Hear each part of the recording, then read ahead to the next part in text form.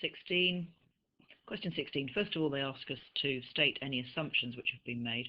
Well, we're always assuming that the car and the van in this situation are particles because it makes life easier.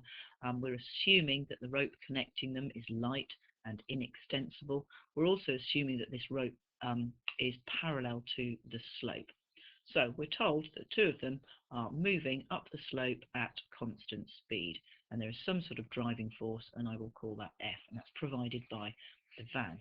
Now, if they're going at constant speed, it means that for each object, the forces acting up the slope will equal the forces acting down the slope. So I'm going to look at the car. For the forces acting up the slope, the only force that you've got there is T, and that must be equal to the forces acting down the slope. Well, we've got that 200 Newton resistance. We've also got acting down the slope the component of the weight in this direction, so that's just going to be 800 G cos 82 degrees.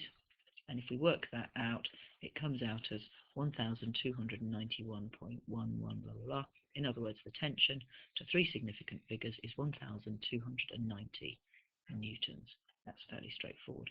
If we're now asked to work the driving force out, I'm going to look at the van now. And I know again for the van, the forces acting up the slope will equal the forces acting down the slope. So acting up the slope, all we've got there is that driving force, which I've called F, and that's going to equal all the forces which are acting down the slope, so tending to make it slow down. Well, that's the 500, and it's also the tension, so I'm going to put 1291.11, which I've saved in my calculator, and also the component of the weight, which acts down the slope, so that's the 1200 G cos 82 degrees. And if I slap that lot into the calculator, it comes out as 3,427.79. So the driving force of the van at the moment is 3,430 newtons to three significant figures. The question now changes somewhat, so I'll just change the diagram so that instead of this driving force being what it was before, the driving force now is increased to 4,000 newtons. Okay, so everything else is the same as before, but the driving force has now increased. So what's going to happen is that there's now going to be some sort of acceleration. If it was moving at constant speed when it was being pulled with this driving force, as soon as you increase the driving force, everything else has stayed the same, so the system will accelerate. And the easiest way to find the acceleration here, I think, is to pretend that basically the car and the van are just one single unit, and that single unit has a weight of 2,000 G newtons. I think this is the easiest way. There's your normal reaction.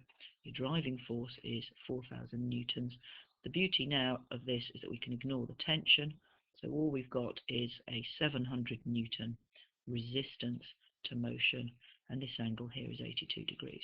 So we're trying to find the acceleration up the slope, so I'm going to use Newton's second law for the whole package. So going up the slope, so the force is acting up the slope, well, that's that driving force of 4,000 newtons, and then acting against that, you've got the 700 Newton resistance. Get rid of the N. So you've got 4,000 minus the 700 minus the component of the weight of the two of them together, so that's minus 2,000 G cos 82 degrees. So that's the resultant force up the slope, and that's going to equal the mass, which is 2,000, times the acceleration, which I don't know, so 2,000A. So if I work out A, all I'm going to do is this lot divided by 2,000. That comes out as 0.2861 meters per second, which I'm now going to use because the question says what's the time taken for the speed to increase from 10 meters per second to 14 meters per second. So initial speed 10, final speed 14.